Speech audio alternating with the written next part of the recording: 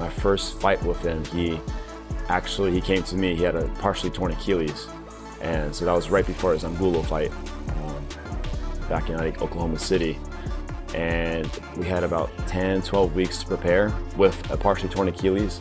And so I did a full assessment. His balance was horrible. His foot intrinsic, so like his feet were all kind of pointing in different directions. The toes were all weird. His balance was horrible, core, everything. I guarantee you by the time I'm finished, I'm gonna be one of the greatest fighters of all time. So today is a special day. We just got the Ring magazine, and guess who's on the cover? It's been a long time coming, man. I've been professional now 12 years. I've been boxing 25 years. You can see all the work I've done, and I'm very happy. I'm very grateful for everything I've done in my career. I'm very grateful for my people that have been around me. I think he is an all-time great already in here and in here. So now he just got to show it. I think he's been building the right building blocks. I think he already has one of the better resumes in boxing. And I think this is the perfect time and perfect opportunity to show people what greatness looks like and how greatness is being manufactured and how greatness is being shaped. David Benavidez and Gilberto Ramirez both display relentless intensity as they prepare for their highly anticipated clash. Their training camps are built on discipline, focus, and consistency, with every session designed to push them closer to peak performance. Under the guidance of coach Jose Benavidez Sr., Benavidez's structured morning routine emphasizes strength, conditioning, and mental sharpness. Each repetition, each drill, and each round is aimed at refining his craft and ensuring he is fully prepared for elite-level competition. The environment reflects seriousness and purpose, showing that this is not just preparation, it's a mission. 64 days to go. 10 more seconds. It's always you against yourself, baby. It's the morning session, the 6 a.m. session. So this morning we did our run, and I'm starting the sprints. I introduced them slowly to regular, and then we did incline sprints so we can get a lot more lactic acid. But it's an incline, so it's not going as fast, but still fast enough. Like see that second wind? Remember I told you? It's there. I got it up, but we got to continue that. You brought the pressure, I got to continue it. So it's important to have that wavelength and have that program set for that. And then we got to go to boxing gym after. I'm going to give him break 3-4 hours, and then sleep, get some food in you, rest, a lot of water. Fascia system needs hydration. So I got to make sure he keeps drinking. Drink that water.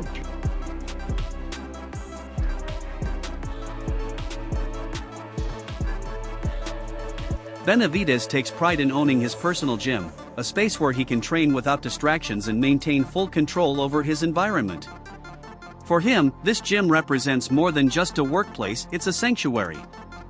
He explains that being in a familiar setting allows him to relax mentally while still pushing himself physically. That balance between comfort and intensity plays a crucial role in his preparation, helping him stay focused, recharged, and fully locked in ahead of the fight.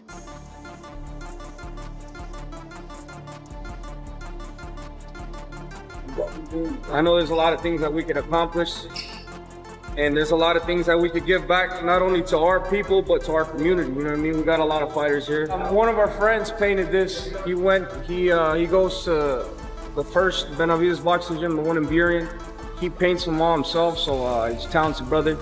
So but yeah, this is my dad's design, you know what I mean? This is actually my first time, starting training camp here in this gym. I hear a lot of love there, man. Yeah, I know, yeah. So this is like blood. This is more than just boxing. It kind of puts me into that place of relaxation. So for when I come here to the gym, all my thoughts are in line, and I know exactly what I need to work on.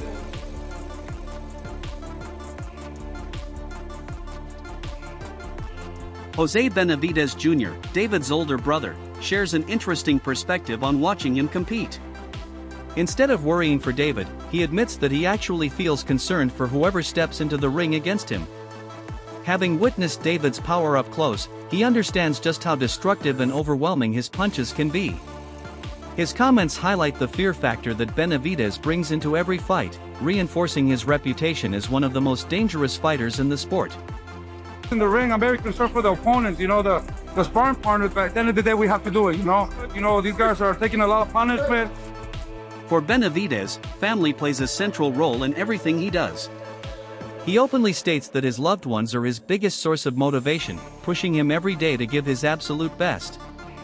Boxing, however, goes even deeper. It's not just a profession, but a lifelong passion and purpose. He sees every fight as an opportunity to honor both his craft and the people who support him, making his journey as much about personal fulfillment as it is about success. And it makes me happy. This is my passion. Like I said, my family keeps me motivated. My wife, my children, my father, my mother, my brothers, and just the people that support me. The type of fighter I am, I've never been an intimidating type of guy outside the ring. Like if you see me, I'm a nice guy, you know, probably people think I won't hurt a fly. But when I get into the ring, it's a completely different story. And it's been like that since I've been a little kid. Since I was 14 years old, people would always look at me, laughing at me. When I was in the gym, before a sparring session, all this, like, we're gonna beat this little fat kid's you know what I mean? He's nothing. I'd get in the ring, a monster comes out. It's been like that since I was a little kid. I feel like boxing is like the best representation of life. You gotta fight for what you believe and you gotta go all in or not at all.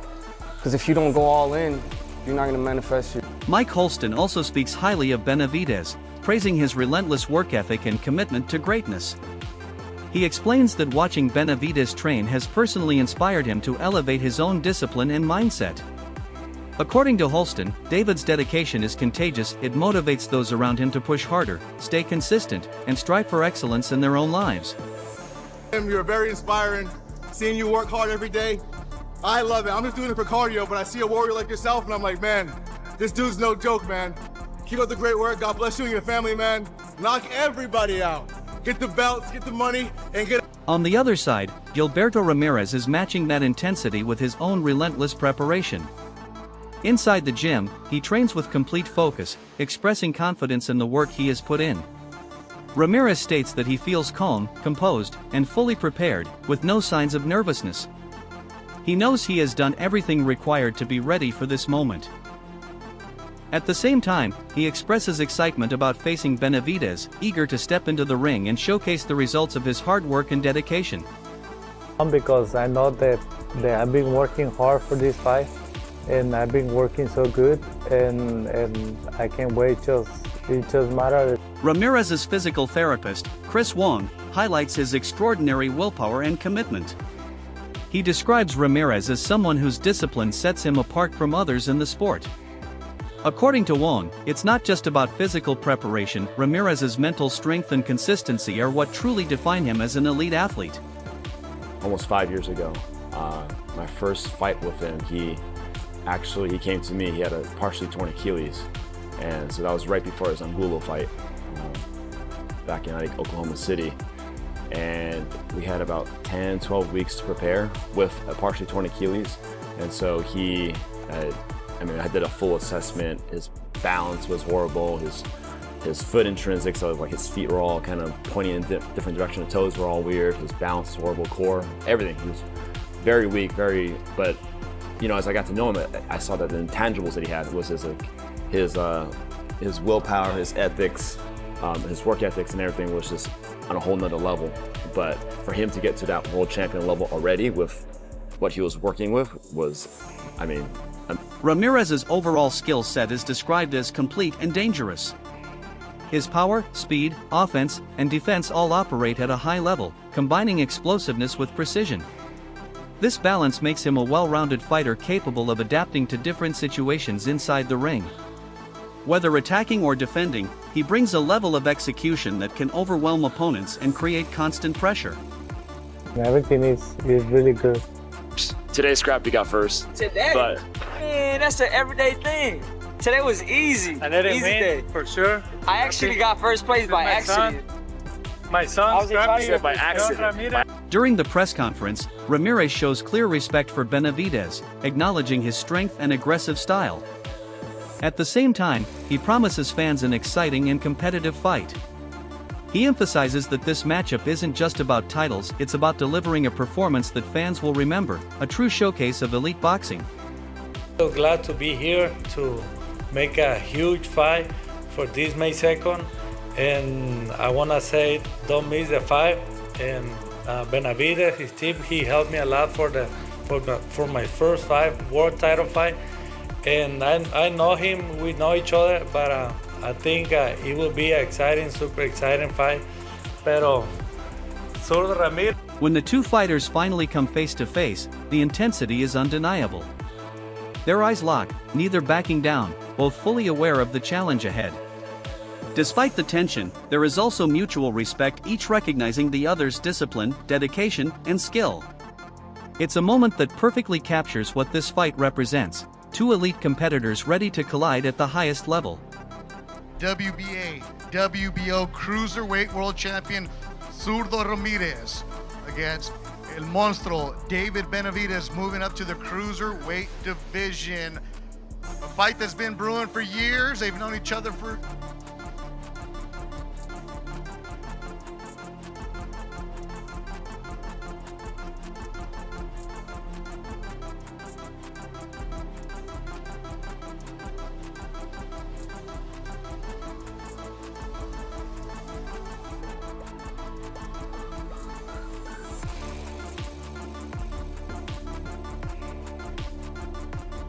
Ramírez explains that the fight excites him because of the familiarity between the two.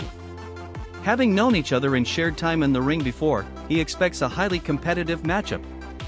He reveals that he wasn't surprised the fight came together, as discussions began shortly after Benavidez's last bout.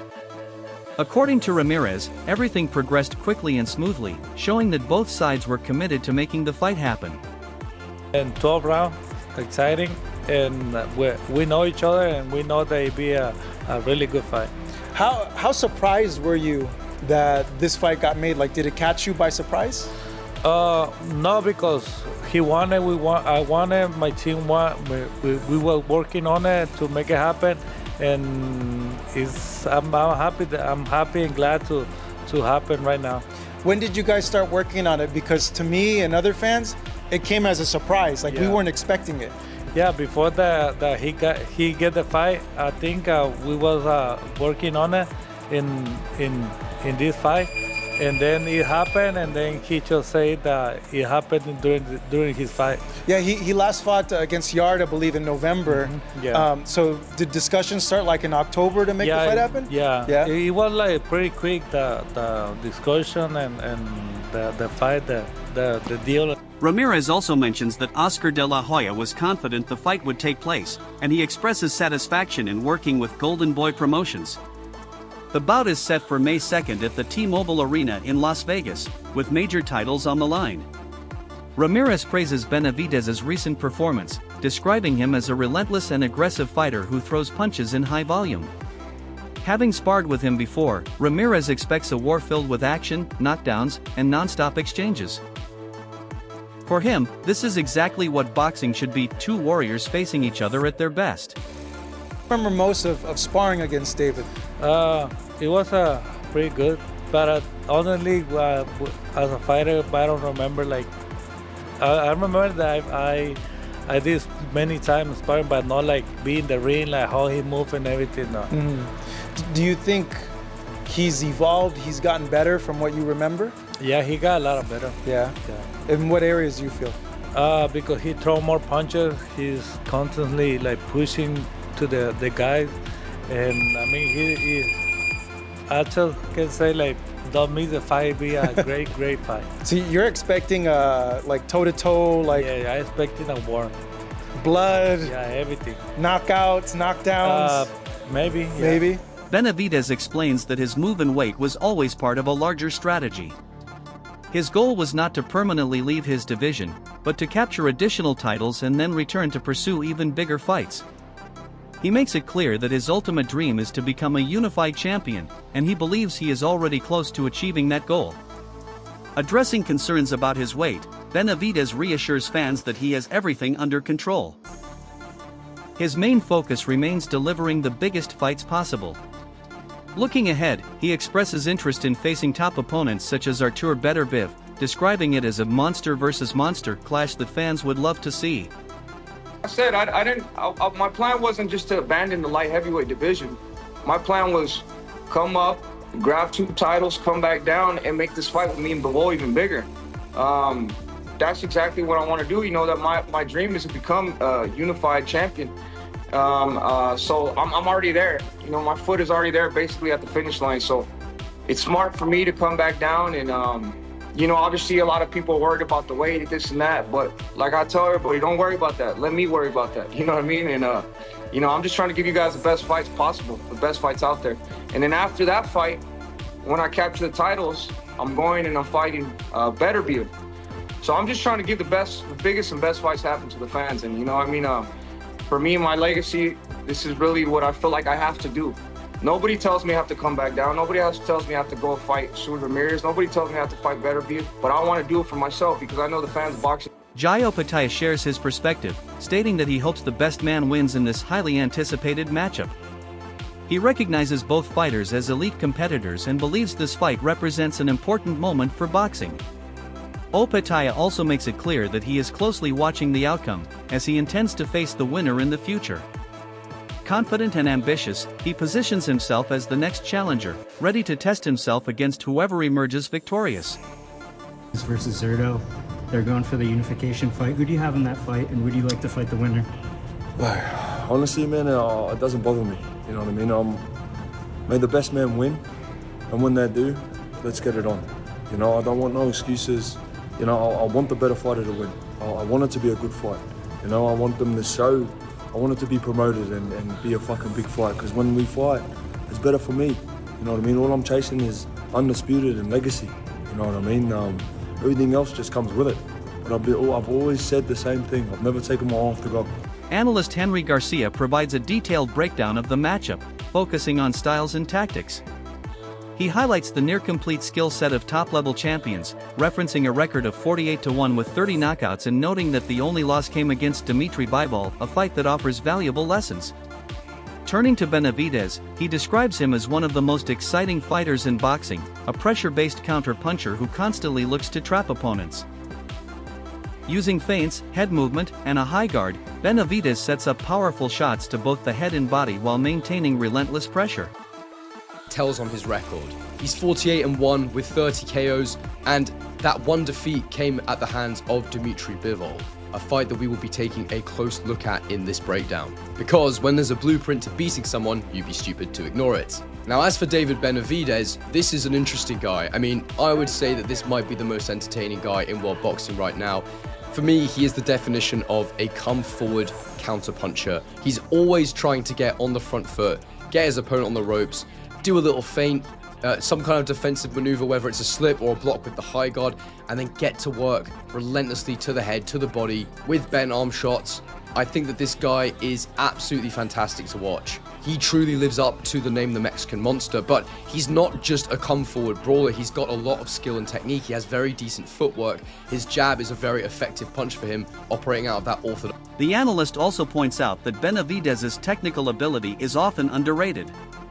Despite his aggressive style, he possesses strong footwork, an effective jab, and versatile defense. Whether using head movement, positioning, or a high guard, he adapts well during exchanges. However, this fight presents a new challenge, as he may not be the naturally bigger fighter for once. On the other hand, Ramírez is described as a misunderstood competitor. While often seen as a pressure fighter, he can excel on the back foot at the elite level. Against Dimitri Bivol, Ramírez demonstrated smart defensive movement, controlling distance and creating openings with feints and body attacks. Ultimately, this matchup comes down to contrasting styles: Benavidez's pressure and aggression versus Ramírez's timing, control, and adaptability. Small tactical adjustments could be the difference in what promises to be a highly competitive and entertaining fight. In this fight, it's one of the first times we're going to see him dramatically outsized in a contest. But I think the thing that is most outstanding about him, that is the most elite attribute that he has, for me, is his defensive variety. Whether it's the high guard, whether it's a bit of head movement, or he moves his feet. I think that David Benavidez has just about everything to be that come-forward, pressure counter-puncher that he is today. So what is this matchup between these two guys? How do I think this is going to look? What are the key routes to victory for either man? What do I think that style will look like, generally speaking? You guys know that I like to study hard, and I like to also get to the crux of what a fight is all about. And that's what I'm going to try to position here for you, what I think this all comes down to, because there's a lot of small details we can analyze, but this, if you want to just understand it on a high level, this is what it's all about. Now, for me, Zurdo Ramirez, he's someone who is often mischaracterized in the media as a fighter. You see, I think because he's Mexican and because earlier on in his career, you know, he was the much bigger man most of the time, massively weight bullying other guys in the division. That wraps up today's breakdown. Stay tuned for more updates and analysis as this massive showdown approaches.